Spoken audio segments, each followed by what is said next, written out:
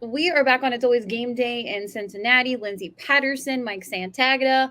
I apologize in advance if you are watching this on video. I have very poor lighting today. Unfortunately, the ring lights, week one of regular season is here and it goes out. So I apologize. It's pretty poor lighting right now. But Mike, how you doing?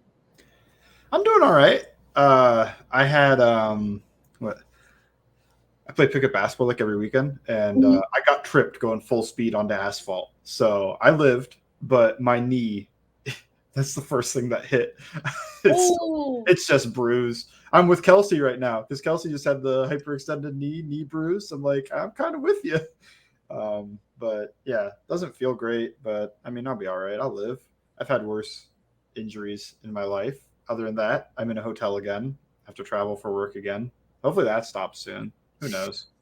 I'm not in charge. you just make it around the Bengals schedule. Like, hey, you got to go to Cleveland and work, and you got to go to Cincinnati and work. And For that big tropical storm, I did almost go to Cleveland last week, but they needed somebody who could get there quicker than me. So it's like, okay, well, that was just to clean up storm stuff. That's not my job. That we just yeah, have volunteers that go and do that. Volunteers for money, but volunteers still. You have to offer yourself up. Yeah. Anyway, anything exciting going on with you? no, Cincinnati, it's game week. Unfortunately, they're on the road week one. I'm glad they're kind of getting that Cleveland game out of the way. We'll talk all Cleveland and what's going to happen on Thursday's podcast. But we were going to record last week and we missed you guys. Unfortunately, technical difficulties, but we are back. So we've missed a couple things since the last time that we've recorded. Joe Burrow returned to practice last week. He's had about 3. It'll be 4. They hit the practice field tomorrow. They are off on Tuesdays. We normally hear from Joe Burrow Wednesdays of regular season. So more than likely you're going to hear from the quarterback as they get ready for the Cleveland Browns. And yeah, I think, there's a lot of optimism. Zac Taylor talked to the media on Monday and he didn't want to say Joe Burrow's back 100%. He's going to play week one. And he doesn't know anybody that really, to be completely honest with you. They will have to update the injury report starting tomorrow. So we'll see if Joe Burrow went full go or if he's still going to go limited until the opener. But that's to be determined. But any takeaways of Joe Burrow returning? Expected. Yeah. Right? I'd be real worried if he didn't return. Yeah. But we kept expecting. It was like, is it going to be the end of this week? Is it going to be the next week? We were never saying, is it going to be week 2, week 3? Like, this is kind of what we always expected. Got to practice for the game you're going to play, which I feel pretty confident saying he's going to play in that Browns game, barring some type of weird setback. So I am, which just make sure, weird off season for him. One more time. Yeah. Yeah, I'm pretty sure he's going to play. So you have to practice, get the game plan and what they want to do. You can't miss those practices. I mean, I guess you could and still play, but you don't want to. You certainly want to be there for this week of practice. The other weeks, they matter. I don't want to say they don't matter, but they're not that important for a third-year quarterback. It's just young guys need those a lot. You want to not be rusty and ramp yourself up and have those practices, but it's not the end of the world for a third-year quarterback to not have those. I also don't think this will go the same way as the appendix issue did, where he wasn't the same for a few weeks. I just think that had a bigger effect on him than the calf, losing weight, going through surgery, everything else. This calf strain seems more like a real football injury. I think that's how I would classify it, where the appendicitis, that's not something that he's probably ever really dealt with. He's probably dealt with strains before. I mean, what athlete hasn't dealt with a strain, especially a professional athlete? So probably used to this. What athlete has dealt with appendicitis? Well, that can only happen once. So the first time you deal with it is the only time. And I think that's just a whole new experience for him. So I'm pretty confident he's going to be okay week one. I'm not worried about a bunch of rust or anything like that. I don't know how you feel. Maybe this is just overly optimistic and I should have more worry. But in my mind, I just think he was so much better in the second half of last year. And this might be the first time that he's able to put together a really good first half of the season, because he always becomes that guy in the second half. And it's not, I'm splitting up in halves. I'm really thinking 3 quarters. The last 3 quarters of each of the first 2 of his last 2 seasons, he's been awesome. But the first quarter, whether it's because of the ACL recovery and they're kind of babying him, or it's because of the appendicitis, and that's a weird thing to deal with, especially when it's bad. You lose weight and everything else, your body changes. He wasn't great in those games. He was kind of bad in the Pittsburgh game, but then awesome in the second half of that game. It was a weird one. Then Dallas, he wasn't great in that one either. He was good in the Jets game. And then was it Miami? I thought he was all right in that one. But what is all right for Joe Burrow? Because all right to me is like he should be still looking like a top 5 quarterback. And if you look at their losses in regular season last year, him kind of struggling early on, and we can point to the appendicitis. It's wild to think, what if Joe didn't deal with that? They would have probably been the number 1 seed. What would that end of picture look like in the AFC Championship game if it's at Paycor Stadium? But he really picked it up, like you said. I think you could kind of point towards. We don't even have to split it the whole second half of the season, but I honestly felt like the Saints game is when he really was on Joe Burrow time, and I'm like, all right. I'm taking such a weird spot. It was, I guess, that Saints game week 6 is when Burrow felt right, and the run game felt right week 5 against the Ravens. Yeah, they kind of changed things up then, and it just really felt like this offense started clicking. And I think you bring up a really good point, the difference of that, because of all the weight he lost last year going into the week 1 game. This year, he was able to throw. He was throwing, a lot behind the scenes, and I don't think walkthrough or anything going full go when it comes to that, because Jamar Chase, pretty much said, he's been there, but hasn't really been participating before last week. And I think that's really telling. I mean, him being out there before that first home preseason game, and he was throwing, and he wanted to show everyone, like, look, I'm still doing my thing. I'm jogging out here. The little clips from practice have been pretty good for Joe. It's fun to see him with the rookies again, because, it did happen during mini camp and just maybe 1 or 2 of the training camp practices. And then we finally get to see it again. And it's just been really exciting. It feels like the vibe felt so high last week when Joe Burrow was finally out there. And it was a huge difference, because we've been watching backup quarterback play for far too long. It was the longest month in a really long time when it comes to Bengals football. So it was good to see Joe back out there. We have to talk about it because it is the week before the game. And at this very moment when we were recording this podcast, because anything can change, the Bengals like to drop late night news. If you go back to the Orlando Brown Jr. signing, they had the Joe Mixon signing on a Friday, that Logan Wilson. I know it's not a Friday, but I'm just saying some of the stuff's in the evening when they drop breaking news. But as of now, Joe Burrow, he hasn't signed on the dotted line. No contract extension yet. But again, I still feel it's very telling. Both sides have been very quiet. Ian Rappaport, Adam Schefter, when they talk about Joe Burrow and his return, they have very little information when it comes to where the two sides are on the contract extension. And it just truly feels like, and again, this is such a guessing game because I felt like it was going to be done as soon as training camp started, maybe the first week of August. And I said, okay, well, maybe that last week before regular season. And Joe Burrow, as I mentioned before, has talked to the media tomorrow, and just kind of feel like that would be a kill 2 birds in 1 stone. Get your contract presser out of the way, get your week 1 presser out of the way. If not, Joe's done a really good job of kind of avoiding any additional questions when it comes to his contract extension, and he might say that. But for me personally, I still feel like before they get on the plane to Cleveland, this contract gets done. Maybe it doesn't get done this evening or Wednesday, but there's still time to work with when it comes to the contract extension. But how are you feeling about it?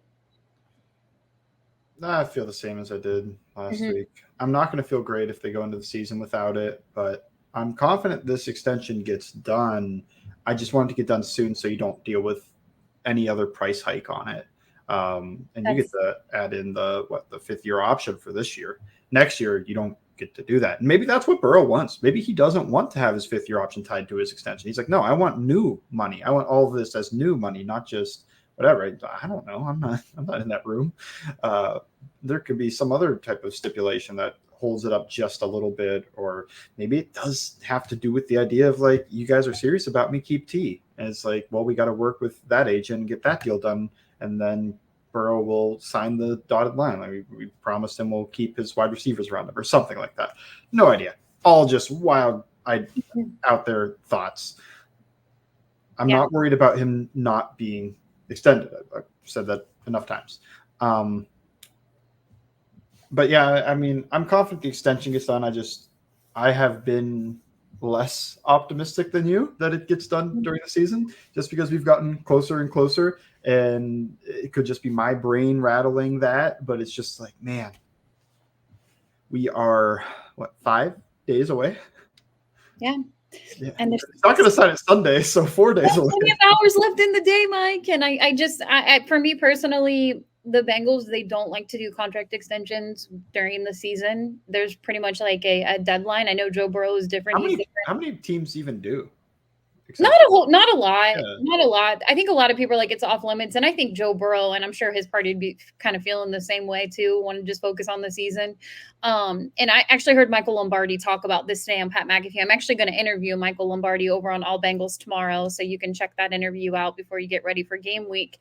But I had watched the interview, and I thought he brought up a really good point when he was asked about Joe Burrow and the Bengals front office. And he's like, look, Joe's going to go out there and still play this season. If that contract extension does not get done before kickoff on Sunday, he's still going to go out there and be Joe Burrow. Are people worried about that? No. Like, just kind of like the question of, oh no, what if he doesn't get it done? Is he going to worry about his contract? That's not Joe Burrow's mindset. Like, he's showed up to everything. Joe didn't have to be at any of the voluntary stuff this offseason. He was there at everything. And he's on the field now without his contract extension after the calf strain. So I just feel like that's really telling. But he also brought up a good point. He's like, if Mike Brown says he's going to pay someone, he's going to pay someone. And Mike Brown has been very confident on saying, we're going to pay Joe Burrow. That is going to happen. Who knows what's happening? Again, we have very little information on the holdup. If there is really a holdup and they're just like, hey, we're working out some other things first, we'll get it done before kickoff. You'll be fine. You'll have that contract extension. But Joe Burrow returned, because a week ago, Joe wasn't asked these questions, but Zac Taylor was asked the questions of, do you think, is it the contract? Is that why Joe isn't out there? No. Joe came out the next day and was like, hey, look, I'm here. I'm fine. They were taking their time with the calf strain. We learned what several weeks meant when it comes to Zac Taylor, and he's back out there. So for me personally, I don't think it's the end of the world if the contract extension doesn't get done before the season starts. It's going to be, he's going to be even pricey, or it's going to be expensive. It's going to be really expensive to do. I just don't think it's a good business move for the Cincinnati Bengals at the end of the day. People keep talking about, they're worried you can't pay T and Burrow and Chase all at the same time. It's like, well, you can. What I'm more worried about is you can't pay all these guys after the price keeps going up. Like, strike now.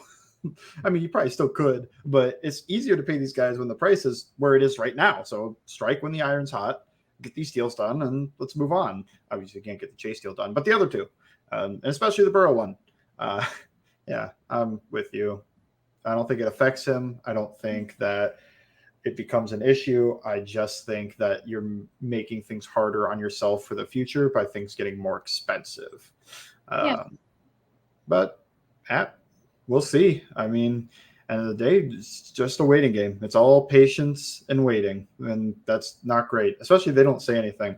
I complain sometimes about how we are such an information needy society fan base right now. It's like, if we don't have the update within 10 minutes, like panic hits the streets. Yeah, man, the Burrow one with like no talk, it's like I get there though. It's been months, I guess, but I get there finally. I'm just like, say something, finish this. Yeah, it's funny because I've said it before. I have Ian Rappaport. I just have him because I feel like he breaks news faster than Adam. No offense, Adam. But I have him on, and today's been going crazy with updates. And I'm like, oh no, and he'll do like the red alert sign, and I'm like, oh, it's here, it's time, and it's never that. It's something so silly. But this week you get Bosa. I don't think Justin Jefferson happens before the season, but I think Nick Bosa and I think Joe Burrow get done before Sunday. And the thing about it is, they have the same agent, so he's going to get a nice little payday when both of them get their extensions done. I do. I feel like at least two of them are done before the season starts. Yeah, I'm still optimistic. We're recording on a Tuesday. If we're recording on Thursday and the contract extension's not done, I'm still going to feel a certain way. I'm still going to be like, look, you still have Friday. Friday, you have walkthroughs. You hit the plane on Saturday. We've watched a contract get done on a Saturday before a regular season week 1 game before. None of that will be surprising for me. But one thing I do know, and I feel very confident in saying, is Joe Burrow is going to be the franchise quarterback here for a really long time. And I'm just waiting for the numbers to see what that looks like. And, maybe it's 5 years tacked onto the 2 years of counting this year and then the 5th year option, that's 7 years total. Or maybe it's I hope Maybe it's that's not. also an issue. It's like Maybe that 2 is. months, 3 years. Yeah, I don't He's like like, that. I want to keep getting big extensions. I don't blame him. I don't blame him. I'm hoping, maybe they can get another year out of him on that extension. So we'll see what it looks like. But I think as far as a business move, it would be a really smart idea. The Bengals keep adding all kinds of business and partnerships over the last couple weeks. So it would be nice to, go ahead and get everything done. But we'll see. But as of now, as we're recording this, look, our podcast is out on a Wednesday morning. Things could change overnight. But as of now, Joe Burrow does not have an extension as we're recording on a Tuesday night at 7:23. But we'll have more next when it comes to some of the players returning week 1 for the regular season opener on the road in Cleveland on It's Always Game Day in Cincinnati.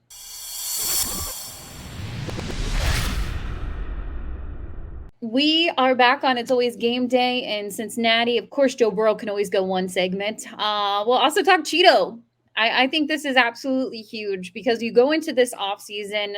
Zac Taylor, again, I mentioned he had his press conference on Monday. He said Cheeto will be back out there for the week 1 game. Everybody knows what happened last year on Halloween night, tears his ACL in Cleveland. So getting that bounce back game and him being able to be ready for week 1, I would say was a little surprising going into the offseason. I didn't know what to think when it comes to his return, if he'd be out there week 1 or maybe it's a week 2 situation. But I think that's awesome news to see Cheeto week 1.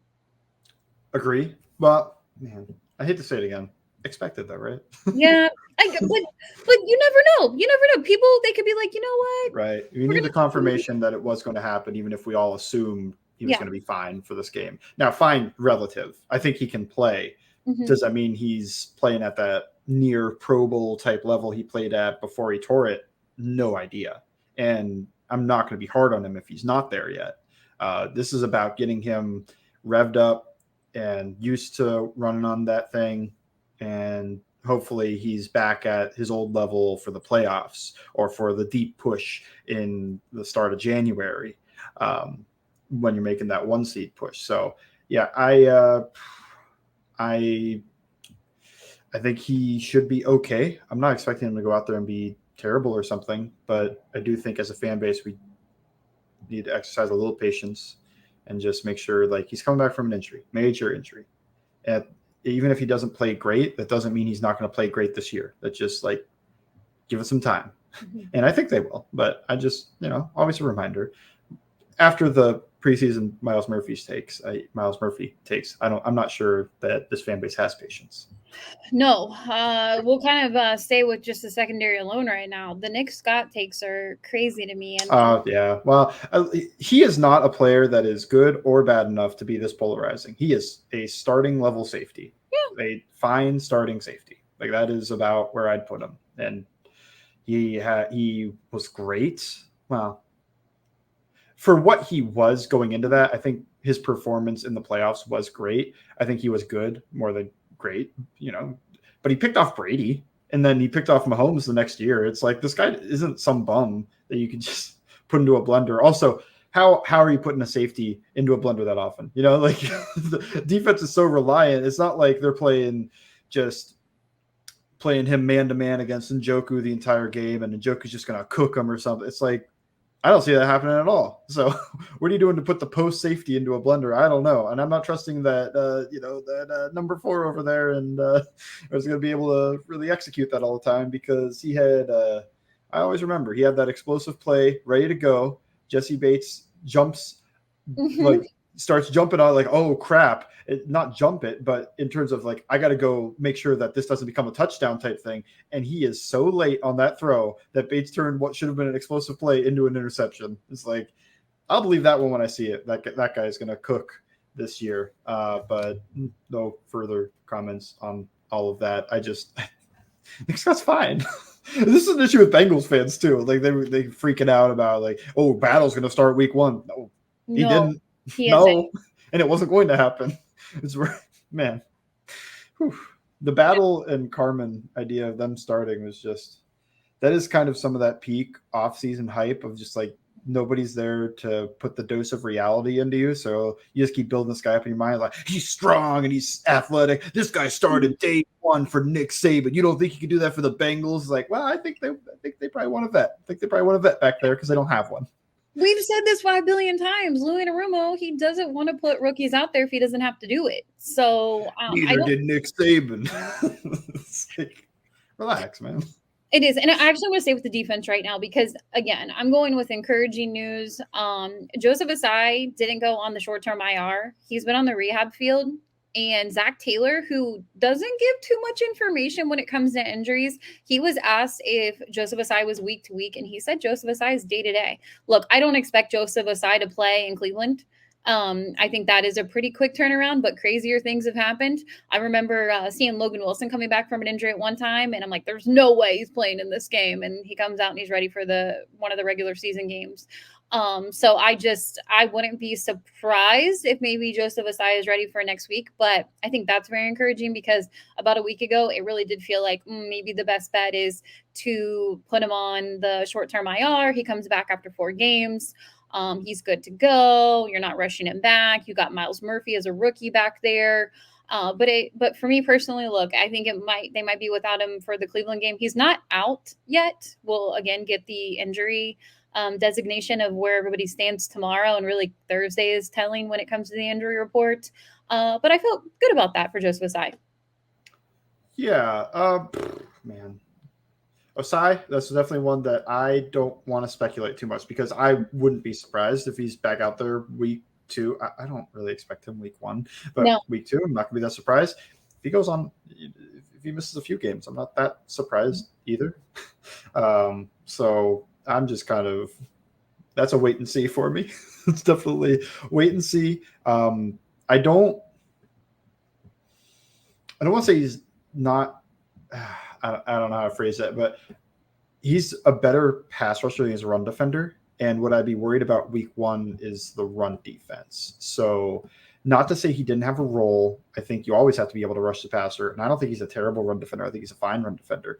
But maybe it is better to get some of those big Myles Murphy type bodies in the way of that run rather than having a more slender, they're both explosive, but bendy pass rushing body like Ossai. So I don't know. Just throwing it out there. It could be not a terrible thing to get the rookie some reps. And Cam Sample's a pretty good run defender. I think he can spell the top 2 when they're out. So it's kind of true week 2 too, I guess, with the Ravens. You know, they need that run defense these first 2 weeks more than they really need the pass defense. So maybe it's they're going to ease them back in there. I felt like it was telling when Zac was like day to day. That to me meant not IR. Like some people have been worried about. Yeah, which is encouraging news, and maybe he doesn't play week 1 or week 2, but getting him back for Monday Night Football, the Rams game. Everybody knows that's a short week after that. When you play on Monday Night Football, then they hit the road and play the Titans. So to be determined, I don't want to look too far ahead, but just felt kind of encouraging news for him to be on the rehab field and be out there at practice again on the side field. But overall, we'll get to predictions of what the regular season looks like, what's going to happen on Sunday, on Thursday's podcast. But there are a couple things I want to get to before we look at the AFC North and how that's going to really turn out, because I was seeing a lot of national media picking about 3 teams from the AFC North in the postseason, and none of that is surprising to me, to be completely honest with you. I think there is a lot of talent. I think it's the toughest division in football. I know everybody can point to the AFC East, but it reminds me of the AFC West of 2022. So we'll go ahead and get to what a division predictions could possibly look like. Where you going? 1, 2, 3, and 4. You can go 4, 3, 2, and 1. My 4th for the AFC North. Yeah. And I think they're a fine team, is the Browns. I don't think they're a bad team. Like, that's more of a testament that the AFC North is strong. But I'm not a believer at the quarterback.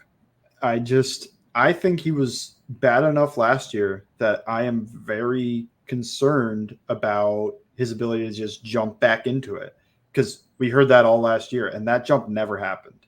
I mean, the Bengals game was supposedly one of the best games he played. He was terrible. I mean, Oh yeah, they were that's saying he outplayed Joe Burrow in that game. I'm like, what game did you watch? he, man. I mean, look, fans will be fans. I'm just saying, when I watched that, I went, "Oh, you've got a lot of committed money to a guy that doesn't look right, and maybe it'll look better throughout the year." And it honestly mostly got worse.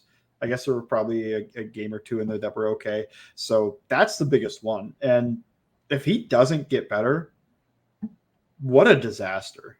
It would be so great though for Cleveland. Just the perfect disaster in Cleveland that their backup quarterback on the bench would be better.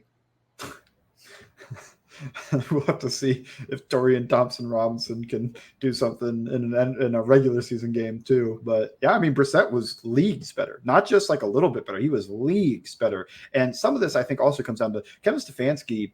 I'm not sure he wants to play the way Watson wants to play. And Watson's not really good enough right now to dictate that we have to play this way because that's what I like. It's like, well, you kind of suck in that system and you can't do what I want you to do. So, like, if Yeah. I could get Jacoby Brissett to run this as a top 10 offense, but I can't get you to do that in yours, like, we need to just go find a replacement level quarterback. Brissett's backing up Sam Howell right now. You could find those guys out there.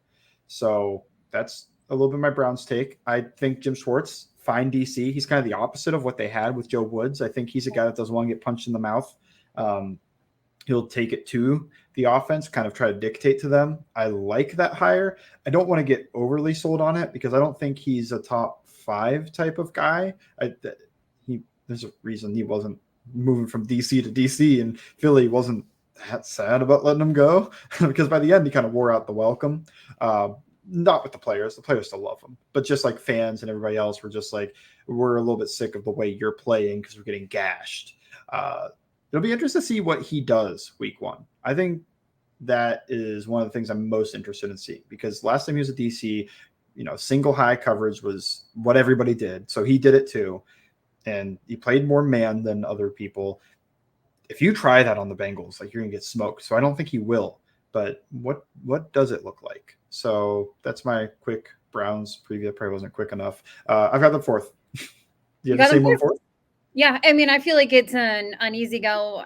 2 and 3 is where it gets a little wild, and a lot of people could say 1, 2, and 3. I will get to my predictions in just in one moment, but I think I have to go with the Cleveland Browns at 4. I do think it is one of the best divisions, if not the best division in the AFC. I don't. The Cleveland Browns are just. I just want to get that week 1 game over with, to be completely honest with you, in Cleveland. It's always a disaster matchup for the Cincinnati Bengals. I know they beat them in the last one. And again, I'm not trying to get too much into the preview of what it's going to look like on Sunday. But I agree with you. How much has this game changed since Deshaun Watson was out? Just seeing the small sample size of last year, it wasn't encouraging for them, and it's a quarterback league. You have to have a good quarterback on your team, and I'm just not convinced that they can gather or gain more wins in the AFC North than the Baltimore Ravens and the Pittsburgh Steelers, than the Cincinnati Bengals. I think the rest of those teams have less to figure out than the Cleveland Browns. So I agree with you. I think they finished 4th. I wouldn't be surprised if it's a very similar record or it's 6 wins, to be completely honest with you. Yeah, I mean, I would say I would more think 8. I think they get 8, maybe 9. And that would be a heck of a 4th place finish, get 9 wins. Maybe it feels more like a 9-8 team, but they actually win 7 or 8 games because I just think the defense will be better. But yeah, I don't see them pushing. I could see them finishing 3rd and maybe even 2nd, but I don't see them winning the North. And they are some people's darling just because they don't really have depth, but their starters across a lot of positions look pretty good. But we need to move on. In third, I've got Pittsburgh, and a lot of that is I trust Baltimore's quarterback more. I think Pittsburgh's offense should be better, but it's still Matt Canada as the offensive coordinator. And even if Pickett improves, Lamar Jackson won an MVP. Like, I have Lamar Jackson in my top 10 quarterbacks, and I don't have Pickett there. I think that the defenses are comparable. I think some people kind of have goldfish brain with TJ Watt. Like, that guy's one of the best defensive players in the league. We don't need to try to put a bunch of guys over him just because he missed a lot of last year. He was very good last year. I don't feel confident saying like, oh yeah, all these guys are better than him. Like, 2 years ago, going into the season, it felt like everybody would have him at number 1 or number 2. That was the argument. And now it feels like people want to put him at like number 5, number 6 in his own position. So I don't know. Minkah Fitzpatrick, baller. That defense is just full of stars. There's some scrubs too. Not bad, but guys I wouldn't trust. But I liked Keanu Benton coming out. I thought Joey Porter Jr. was a good pick from them. They had a few draft picks I liked. We'll see how that goes though. Rookies are rookies. The offense, though, the offensive line, I just don't trust it. And I know they keep making improvements, but when the starting tackles are still Dan Moore and Chukuma Okorafor, I don't trust it. I've seen Trey Hendrickson dominate Dan Moore, and Chukuma Okorafor, he flashes. We're at the point where flashing doesn't mean anything, like flashing and still being inconsistent throughout the game, not from game to game, like having some great game and then having a little bit of a stinker. Like, he's great and a stinker in the same game, and you can't do that as an offensive lineman because consistency is the most important attribute that somebody can have. You could be great for 40 plays, but if you give up 5 sacks or something, even if you dominated those other 40 plays, like you're out of the league. So I'm not saying that's him, but I'm just saying you need to be more consistent in the game. So that's my Steelers quick thoughts. It'd be interesting to see. I think it would be interesting to see if the offense improves. I would buy that they could be the second place team more, which I still think they can, but I would buy it more if they moved on and got a different offensive coordinator. I agree with you. I think their offensive coordinator really hurts them still. I've said it too quite a few times this offseason. Yeah. And everybody's they're kind of jumping on. I think the Steelers are the sleeper team. There's too many people picking them as a sleeper team to be completely. I could see them winning 10 games and coming in third. I could see them being a wild card team, 100% finishing. I might even predict a wild card team if I was doing that. Like 2 wild cards. I don't think I would do all 3, but 2 wild cards just from this division. I could see it. I mean, 100%. They did that multiple years in the 2010s when there were only 6 teams that made the playoffs. Doing it in 7 teams, like you're not even, dominating the wild card. You're just taking 2 out of the 3 spots rather than own 100% of the spots. Yeah, so that's how I will agree with you. It's hard because I've been thinking about it. I'm like, ooh, could I put the Steelers as number 2? Are you doing it? I'm not. Oh, you were doing it earlier. I was doing it earlier. I've been thinking about it too over the last couple hours, and I said, you know what? I'm going to keep the Steelers right there in 3rd place. Mike Tomlin's still going to have a winning season. People will still be calling for his job because he'll get in the wild card and he'll lose the wild card game in the playoffs. But I think they have less to figure out. I've said it all last season. Provided they don't play the Chiefs or Bengals, I mean, I could see them even scrapping out some disgusting wild card win. Like, I think this team could win a playoff game. It's been a minute. It's been a minute for the Pittsburgh Steelers, and in Buffalo plays to them. They want to play in those muck games. They do. They love that. And so do the Bengals. You look at that snow game. But yeah, so I'll go. I feel like I'm doing a softball answer here just because I can't get myself to pick against the Ravens. And it's not even Lamar Jackson for me, even though I know he's a great quarterback. And I agree with you, top 10 quarterback in the league. And he has added weapons this year. They're obviously better than what he normally has. For me, it's the Baltimore Ravens defense. I'll go right into my second pick, and then you can go into your Baltimore spiel. So do you have Ravens defense better than the Steelers defense? I do. Oh, okay. I do. Maybe not the secondary or the corners. I'm not really believing in them, and I know Marlon's going to be out more than likely for a couple weeks to be determined on when he's back out there. We haven't even brought it up, but Denzel Ward might miss this Bengals game too. The Denzel Ward stuff is scary. Yeah. But we can talk more about that on Thursday when we have a better update. That is really scary. I don't know how many he has had, but it's been quite a few. That's wild. But yeah, we'll get into Denzel Ward when we get more injury reports later this week. But yeah, I'm It's the playoffs for me personally, just thinking about those playoff matchups with the Baltimore Ravens. The Bengals get criticized a lot for how scrappy they played, or they couldn't really get anything going with their offense. But I just say I think that was the best defense that they had to play in the AFC playoffs. And I'm still going Baltimore. Obviously, if Lamar Jackson is healthy for a full season, that's going to be a difference maker. He's the second best quarterback in the AFC North. I truly feel like Joe Burrow is the best. I know that sounds like a homer pick, but for me personally, he's who I'd rather have as the franchise quarterback. But when Lamar Jackson's out there, he's scary. He's a scary quarterback. And One-man show. More yeah, than Burrow, he could be a one-man show. yeah, 100%. So I will, I'll make it pretty easy going Baltimore second, and then obviously the Pittsburgh Steelers third. So you go ahead. Yeah, we have the same rankings. This isn't that exciting, huh? It's so boring. Wait till we do Super Bowl predictions.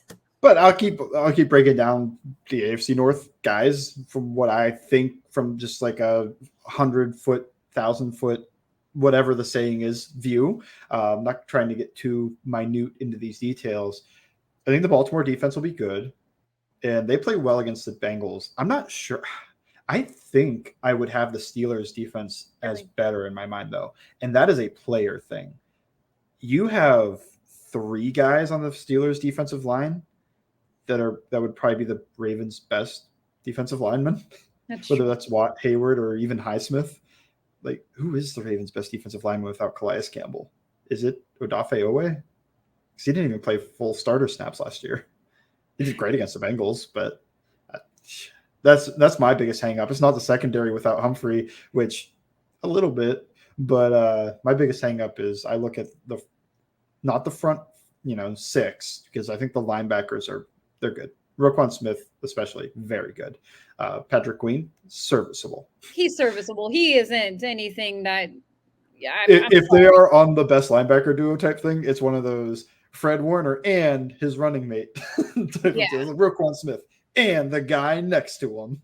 I mean, there's a reason they paid Roquan all that money. They declined the Queen 5th-year option. Yeah, there's a reason with all this, but I don't think he's bad. I think he's fine. Which I guess is kind of my Scott take. It's like, this guy's fine. Serviceable. Serviceable. So I do have worries, though, just like if they can't generate pressure, they weren't the greatest defense when they kept trying to send pressure. It was when they started trying to play more disguise, confusion, and deep and try to, 1,000 paper cut, make the offense, beat them with 1,000 little cuts rather than one big one. You just think of that Miami game where they sent some heat, they did all this other stuff. Didn't go that well. I mean, it did in the first half, but then they gave up 40 points or something like that in the second half. I just, if you can't generate pressure, I can't see you as a top 5 defense. I think they could be top 10. And I think they're a good defense, and I think they'll play well against the Bengals just because that seems to match up well with them, although I'm hoping they don't. I am hoping the Bengals just kind of like that one year that Burrow got sacked 100 times in Baltimore, and then it felt like he spent the entire offseason getting ready for it and just dominated Wink Martindale in that defense in the first game back and then the second game back. I mean, Wink, that was his legacy game. When he said it was I'm not even counting the first one in Baltimore when they put 40-some points on the board, but that second one, it was the day after Christmas, and Wink was like, "Oh, you don't put the gold jacket on him yet." And Joe Burrow went out there, and I know again a lot of people are like, "Oh, it was the secondary, it was a lot of injured guys out there." No, Joe Burrow still put up some numbers, and he did that for a reason. For a reason, Zac Taylor kept him in that game. Yeah. Well, no longer Wink. I don't think Mr. McDonald talks as much. Wink's just kind of like a crotchety old man. Like, I don't hate him. Like, I think some people hate him for everything. I just, he said something before a playoff game, and he just, it's like, yeah, that guy's, white collar. He's not a blue collar type like us. I was just like, you guys are football coaches, man. Like, I don't think any of you guys are. I mean, I don't know, maybe, but he does have that mentality. Anyway, he's not even the coach for them, so we need to move on. Yeah. John Harbaugh. I also think this is a reason I have the Browns last. Is just John Harbaugh and Mike Tomlin, great coaches, and that's not to say Stefanski isn't a good coach. I think they're a tier above, and they've won Super Bowls. They keep their teams competitive no matter what. I can't say the same for Stefanski. Maybe he didn't. I was thinking he had better quarterback play than that Mason Rudolph year, and Mike Tomlin somehow scraped out 9 wins that year. Or 8? Was that 8-8? Or I think it I might have can't been 8-8. remember. But it was not a losing season because we know he's never had one. And while Baltimore has tanked a couple times, if you think of that Ryan Mallett year, they're usually good, and that's just that Cleveland hasn't been consistently good. So I do think if there's a team to take the Bengals down this year, it is the Ravens. And I know I'm not breaking any news with that.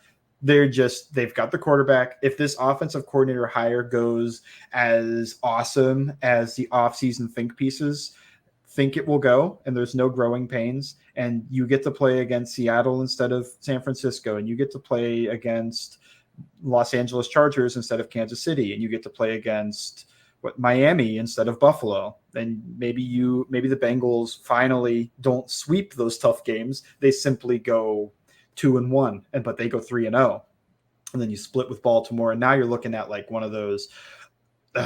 Can they edge you out by like some nonsense? The Bengals dropped a division game and the Ravens went 5-1, and now the tiebreaker goes to them type of deal. Like I could see this happening, or lose the division by 1 game. I don't think they're going to run away with it. I don't think they'll go like 15-2 or anything, but they are the team out of everybody there that can stand up at the end and hold the AFC North crown away from the Bengals. There's a reason this division is so competitive. There's a reason that there has never been a back-to-back-to-back champ. The Bengals are going for it. Even those Steelers dynasties in the late 2000s, those Ravens teams, they've never done it. It's just you look at that, and some of that's the Bengals stealing those divisions too. But you look at the division, it's a tough one. If you drop some games, like these are all good teams. I don't think there's a single, Houston Texans type team here. Hey, maybe they'll be good. I don't know. But you look at the Texans, you kind of think like 2 free wins. Let's think of the NFC West. There's no Rams or Cardinals that are kind of obviously tanking in this division. Everybody's trying to compete for different reasons. And if the Ravens are able to pull it out, they are the team I would pick if I wasn't picking. I'm picking the Bengals number 1, but if I wasn't going to pick them, it would be the Ravens. And I don't think it's outlandish to think that. I don't know. Now, you have any thoughts on the Ravens? I mean, look, how much is there? Is Lamar a good defense? Like I trust Lamar to put an offense together, even if Odell doesn't look as good as people think, and Rashad Bateman's still hurt, and Zay Flowers has rookie growing pains. I still think he's going to connect with Andrews all the time and run the ball, and they're going to be a good offense, even if everything goes crap. Yeah, I mean, it isn't crazy to hear people say, "Oh, the Baltimore Ravens are their predictions for the 2023 AFC North." You mentioned it before. No team has ever won the AFC North in 3 straight years. The Cincinnati Bengals are going to try and do it. I will just say this: if Joe Burrow is healthy, and health is always on the team's side at the end of the whole entire thing, at the Super Bowl, the AFC Championship, if Joe Burrow stays healthy, he's the best quarterback in this division. And I just truly believe that they take the AFC North again. They can overcome a lot. And that is my prediction. But also, as much as I keep saying Mike McDonald does a good job against Burrow, Lou Anarumo does a great job against Lamar.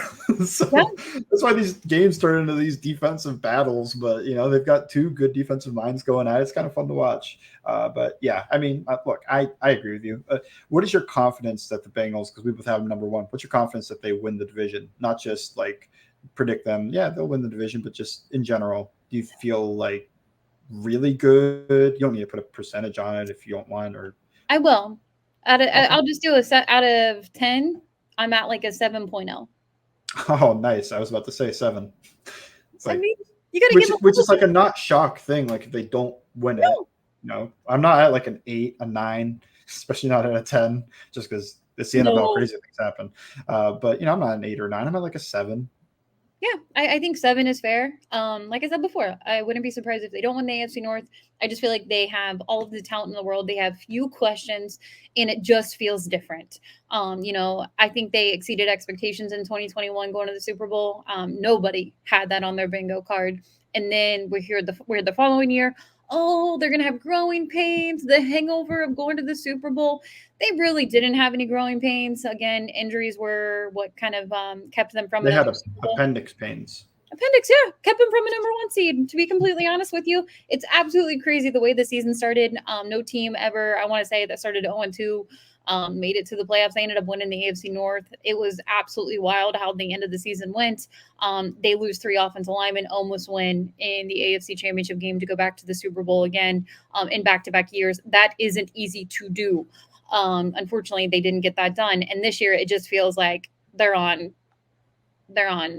something. Everything, the vibes with Joe Burrow returning, honestly, pretty much the whole entire offseason, it just feels like they have all the pieces. They have all the depth in the world. You don't want to deal with injuries. But this feels like it's hard to say it when you've got 2 new safeties and a couple guys left, but this does to me feel like this is the best team because you're looking at the depth too. It just feels like a team that is for sure all in. Like, stop talking about trading guys away for draft picks because this team, it's more valuable for them to get that 1 year and push for the title.